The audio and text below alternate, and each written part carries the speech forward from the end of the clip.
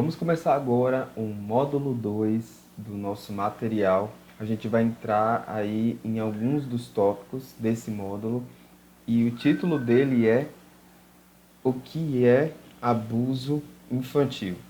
Então, a gente vai começar a trazer algumas definições importantíssimas aqui a respeito desse assunto. Então, que eu gostaria de reforçar a importância de você estar seguindo a ordem como nós definimos, para construir primeiro os alicerces, depois tijolo por tijolo. Não dá para começar a casa construindo o teto. Então, segue aí a ordem da gente, porque eu creio que vai ser muito melhor o entendimento e mais dinâmico também, mais leve e divertido para você, tá? Então, vamos lá. O que é abuso infantil? Quais são os tipos de abuso sexual infantil? Primeiro tópico aqui, o que é abuso sexual infantil? Então, a Abrapia, ela traz aqui essa definição aí de 2002, quando um adulto ou adolescente mais velho envolve a criança em alguma atividade sexual, seja forçada ou através da sedução com o objetivo de obtenção de prazer sexual. Então, esse daí é o conceito da Abrapia 2002. Então, numa relação de abuso, sempre há, então guarda isso aqui, ó, sempre há uma gratificação sexual e existe também uma relação desigual de poder. O abusador aproveita o despertar da sexualidade infantil, principalmente na questão de uma característica que a criança já tem naturalmente, que é a curiosidade. Então é importante saber essas características aqui que estão dentro dessa questão da relação do abuso. Quais são os tipos de abuso sexual? Primeiro deles, abuso sexual intrafamiliar. Aí essa parte aqui, ó, intra, dentro. Então o abusador faz parte da família da criança. Os principais casos são de pais, padrastos, tios, irmãos mais velhos e também avós.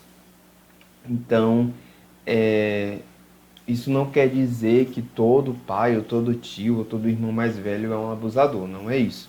Mas esses são os principais casos, essas são as maiores recorrências, aquilo que é mais denunciado também, né? Porque a gente sabe que algumas estatísticas, elas de fato estão lá porque foram denunciadas e quantos que ainda não foram, né? Então, a questão da estatística também é essa e é demonstrado pelas mesmas estatísticas que a maior parte dos abusos acontece dentro do seio familiar.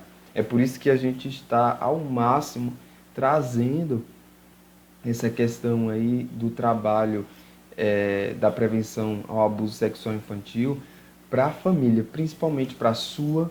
E eu não estou dizendo que isso vai acontecer na sua família, mas quantas famílias precisam desse apoio, desse suporte? Às vezes isso está acontecendo ou já aconteceu e você pode ser esse canal de Deus para alcançar essas famílias, ou quem sabe até Deus está alcançando a sua agora mesmo, nesse momento, porque isso já deve ter acontecido, né? Então, fica aqui com a gente, porque vai ser muito bom a gente trazer esses conceitos aqui, desses tipos de abuso, para a gente entender melhor sobre ele.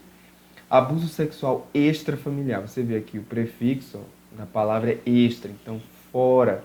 Então o abusador não faz parte da família da criança. Então normalmente é uma pessoa conhecida, de confiança da criança. Então acontece casos, por exemplo, de médicos, líderes religiosos, vizinhos, responsáveis por atividades de lazer e também de esportes.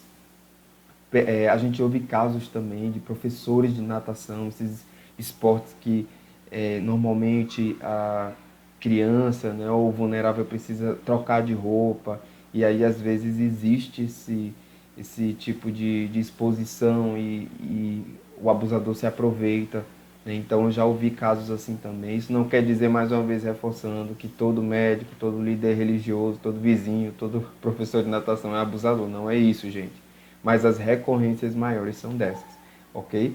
De abusos sexuais extrafamiliares. Existe o tipo de abuso que é com contato físico, Esse normalmente é o que todo mundo já de cara identifica como abuso. Mas existe também o sem contato físico, por incrível que pareça.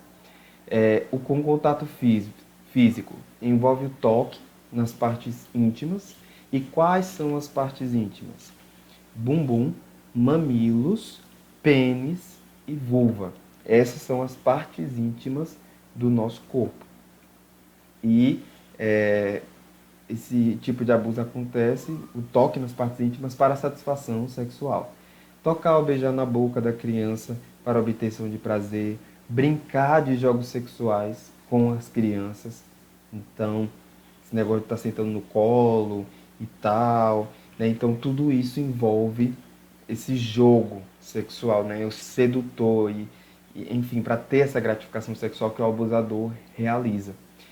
Outra coisa também, pedir ou forçar a criança a tocar nos genitais, forçar a criança a praticar atividades sexuais com outra pessoa, criança ou adulto. Então, isso também configura um abuso sexual com contato físico.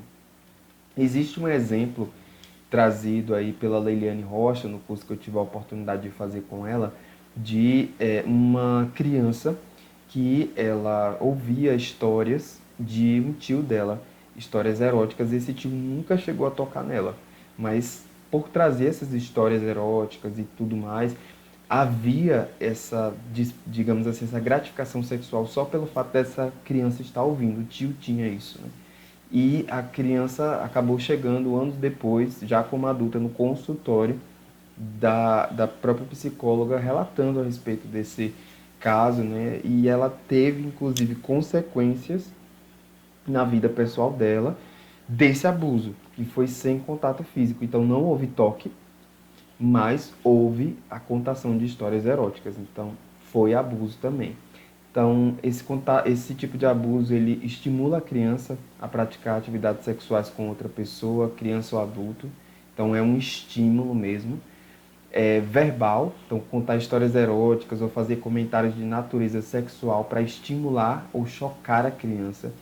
Mais uma vez, né, aquilo que eu falei logo no início do vídeo. O abusador, ele se aproveita dessa característica natural da criança, que é a curiosidade. Então ele fica atiçando essa curiosidade através dessas histórias e desses estímulos. Expor a nudez ou atividade sexual para a criança para a satisfação sexual. Pedir ou forçar a criança a expor a sua nudez motivado por uma gratificação sexual. Olhar ou espionar a criança em qualquer situação íntima, trocando roupa, tomando banho, motivado por uma gratificação sexual. Tem um exemplo também que foi parar no consultório de uma psicóloga, de uma adulta, que diz que quando ela era criança, o abusador fazia isso, né? Ele ficava olhando pela fechadura da porta, tinha um buraco também na casa, no quarto, e esse abusador ficava olhando por esse buraco, enquanto essa mulher, que na época ela era criança, trocava de roupa, enfim, fazia as atividades ligadas à parte de intimidade, né? E essa criança foi crescendo com esse senso, sabe, de perseguição, esse sentimento de perseguição. É como se tivessem olhos por frestas, por buracos onde ela estava, enfim, o buraco da janela, alguém, ela o tempo todo caminhava durante o dia a dia dela, pensando que alguém estava olhando para ela, como se tivesse realmente querendo obter essa gratificação sexual. Então você vê consequências aí psicológicas associado a esse abuso em que não houve contato físico. Fotografar ou filmar a criança a fim de se obter gratificação sexual ou comercialização, que entra aí a questão do crime de exploração sexual. Praticar atos sexuais na frente da criança, se masturbar na frente dela, por exemplo. Então houve inclusive casos de pessoas que fazem isso, às vezes sem até saber, né?